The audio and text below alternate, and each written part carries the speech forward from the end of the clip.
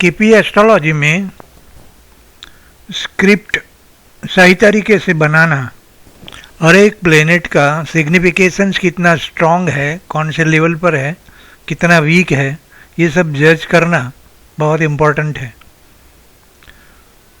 तो आज एक हम प्रैक्टिकली 9 प्लेनेट्स की 9 स्क्रिप्ट हम बनाएंगे। वैसे तो हर सॉफ्टवेयर से स्क्रिप्ट हमें रेडी मिल जाती है, लेकिन खुद बनाने में अपना कॉन्फिडेंस भी होता है, अपना एक्सपीरियंस भी होता है। कुछ लॉजिक हमें एक्सेप्ट करना है, नहीं करना है, ये सब हम डिसीजन ले सकते हैं। तो हम यहाँ सबसे पहले नोड्स के रिप्रेजेंटेशन की बात करते हैं। राहु और केतु अपने कंजक्शन में जो भी प्लेनेट के साथ है वो लेंगे, और दूसरा राहु और केतु जो राशि में होंगे ये राशि लॉर्ड को हम लेंगे। बस ये दो ही हम रिप्रेजेंटेशन में लेंगे। तो सारे प्लेनेट्स और सारे कस्प के स्टार लॉर्ड और सब लॉर्ड नोट करने के बाद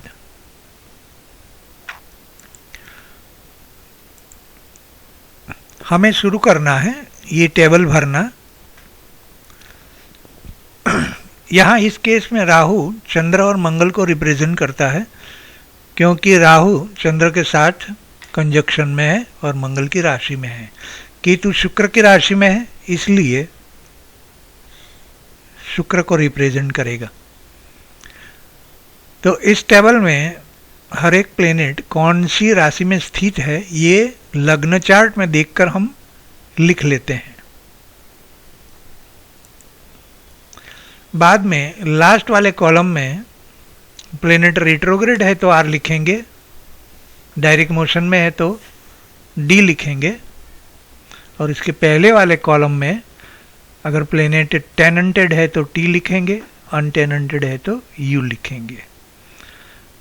और अगर कोई दो प्लेनेट एक दूसरे के स्टार को एक्सचेंज करते हैं तो एक्सचेंज का ई लिखेंगे, एक्सचेंजिंग प्लेनेट। और कोई प्लेनेट अपने ही स्टार में है तो सेल्फ स्टार लिखेंगे। एक पॉइंट ध्यान में रखना है कि खाली टेनेंटेड प्लेनेट और बाकी वाले जो प्लेनेट है अनटेनेंटेड, एक्सचेंजिंग और सेल्फ स्टार, वो अनटेनेंटेड ही बिहेव करेंगे।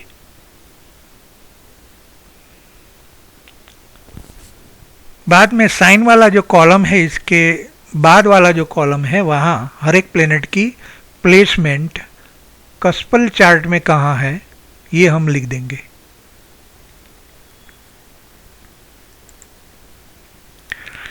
ये सारी प्लेनेट की प्लेसमेंट है।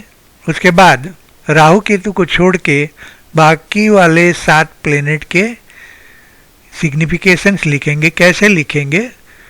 कोई भी प्लेनेट की जो राशि होती है वो कौन से भाव पकड़ रही है, ये दोनों भाव हमें लिखने होते हैं।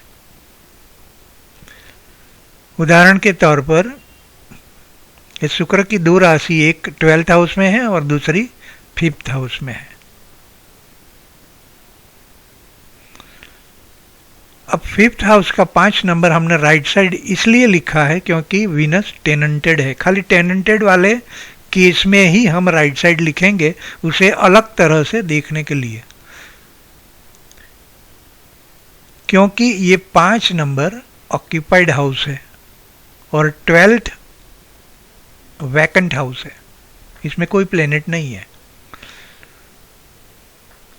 तो ऐसे जो टेनेंटेड प्लेनेट्स है जब नक्षत्र लेवल पर आते हैं सिग्निफिकेशंस, तब ऐसे ऑक्यूपाइड हाउस के जो, जैसे कि उदाहरण में 5 नंबर बताया है, ये 5 नंबर वाला जो सिग्निफिकेशंस है वो इग्नोर किया जाएगा, क्योंकि इसका सिग्निफिकेशंस बहुत वीक होता है प्लेनेट लेवल पर। तो यहाँ हम सब राशि हम ऐसे ही लिख चुके। जैसे मंगल की 11 नंबर में राशि है, लेकिन ये ऑक्यूपाइड हाउस है इसलिए राइट साइड लिखा है क्योंकि मंगल टेनेंटेड है। बाकी वाला केस में साथ में लिखेंगे तो चलेगा। अब राहु चंद्र मंगल को रिप्रेजेंट कर रहा है, इसलिए चंद्र मंगल के सारे नंबर राहु को दे दिए जाएंगे और केतु शुक्र को रिप्रेजेंट कर रहा है, इसलिए केतु को शुक्र के सारे नंबर दे दिए जाएंगे। दूसरी बात खास एक्सचेंजिंग प्लेनेट के लिए है, जैसे इस उदाहरण में राहु और बुध एक्सचेंजिंग प्लेनेट है।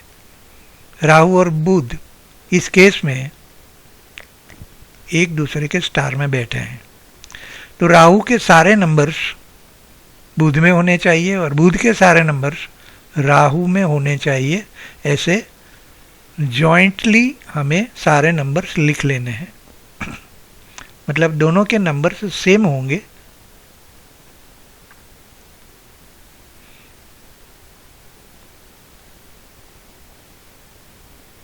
अभी बुध के नंबर्स लिखे जाएंगे, जो राहु में है और बुध में नहीं है वो लिखना पड़ेगा, इनके सिग्निफिकेशंस आएंगे।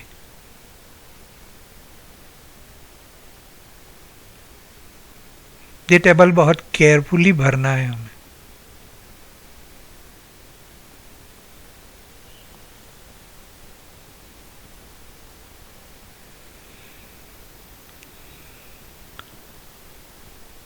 तो यहाँ अपना टेबल